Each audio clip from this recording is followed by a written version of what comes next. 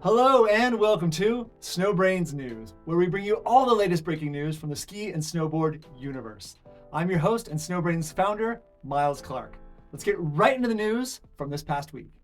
Over the past couple of weeks, we've seen snow all over the western USA, and now California has gotten in on the action. Resorts including Mammoth, Palisades, Tahoe, Mount Rose, North Star, Heavenly, and Yosemite National Park all saw snowfall this week, which is great to see. With Mammoth seeing just 57 days after closing, they just saw snow, and there's only 39 more days until they open again.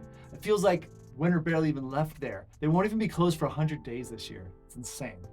Further east, Utah continued to see snowfall as well, with snow at Snowbird, Alta, Bryan Head, Solitude, Brighton, Snow Basin all saw varying degrees of snowfall and depth up there. The Ikon Pass is coming to Pennsylvania.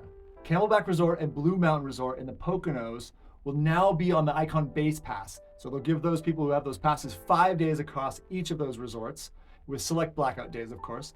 And then the full Ikon Pass holders will get 7 days at each resort with no blackout dates at all. The addition of these two ski resorts brings Ikon Pass now up to 58 destinations. In other industry news this past week, Silverton Mountain in Colorado, which is known for their backcountry and helicopter access terrain, was sold to Colorado-based business called Heli Adventures, Inc. The former owners, the Brills family, stated that they wish to exit the turbulent business of ski resort ownership and operation. And they went on to say that it's been an honor and a pleasure building Silverton from the ground up. The CEO of Heli Adventure Inc., Aaron Culp, assured people that the mountain is in good hands and that the existing team would stay in place with no major changes. In other news this week, Vail Resorts just updated their 2023 fiscal financial results, which saw sales passes up 11%, but net income was down $80 million. The resorts fell short of expectations due to subpar snowfall in Australia. They had a really lousy season. And the North American summer operations were also underperforming this year. In addition to reporting those financial numbers, Vail simultaneously announced new lists for the upcoming ski season at Whistler Blackcomb, Park City, Hunter Mountain in New York. These three projects, which are all still subject to final approval, would see Whistler replacing its 4-person high-speed Jersey Cream lift with a new 6-person high-speed lift. Hunter Mountain would replace its 4-person fixed-grip Broadway lift with a 6-person high-speed lift while relocating the existing Broadway chair to Lift E, while Park City is looking to replace its Sunrise lift with a 10-person gondola for the 2025 season.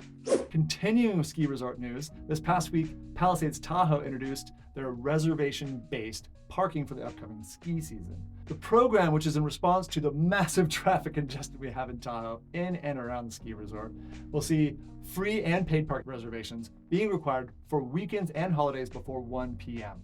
Free parking will be available weekly on the Tuesday before each weekend, while paid parking can be used to secure parking further in advance, with individuals being able to book up to 10 reservations at a time. In real estate news, a property in Aspen, Colorado sold for $76 million, making it the most expensive property ever sold in an off-market transition in Aspen. The sprawling ski house is spread out across 4 floors, totaling 20,000 square feet, and boasts 7 bedrooms, 7 bathrooms, 6 half baths, and a 60-foot heated indoor pool.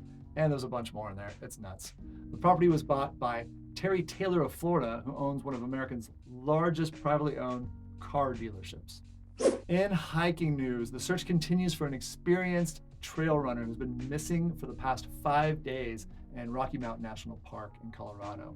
Chad Palinch was reported overdue on September 28th when his vehicle was still parked at the North Inlet Trailhead. Planned itinerary was something like 28-mile run that was a route crossing the Continental Divide. Yesterday's search efforts involved 55 individuals with still no updates on his whereabouts. People with any information are asked to please contact the National Park Service's Investigation Service Bureau. This week, we are starting a new segment here where we feature a SnowBrains deep dive article from every week. And we have really fascinating articles out there. The one we want to share with you today is about the inconsistencies of the classification of ski slope difficulty ratings. So check this out, and I think that you will really be able to understand why those differences happen and what the difference between a black diamond and a double black diamond really is. And now in trip reports, I've just wrapped up my 9 weeks here in Patagonia in Argentina, doing a lot of skiing at Cerro Catedral, where spring conditions have been pretty good lately, but honestly, spring didn't really happen this year. We got like 2 days that were spring-like, and that's about it. So mostly it was just a cold, wintry, snowy, incredible season. My favorite season and the 13 seasons I've been coming down here.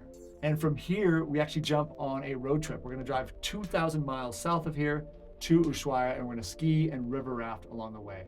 We're gonna ski in Esquel at La Olla. We're gonna ski in Coyhaique, Chile. We are gonna ski in El Chalten, Argentina, one of the most beautiful places in the world with the Fitzroy Towers. We're gonna ski in Ushuaia before getting on a boat and going down to Antarctica, where I will ski guide some friends down there this time, and it'll be my 8th trip to the White Continent. Finally, in WeatherBrains news, NOAA just released its October outlook, which is calling for warmer temperatures across the entire US.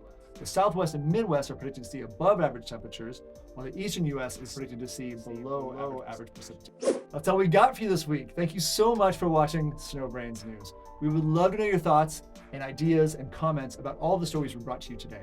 Drop us a comment below, please. If you enjoyed this, please make sure to like and subscribe, and I will see all of you next Tuesday for the 5th edition of SnowBrains News.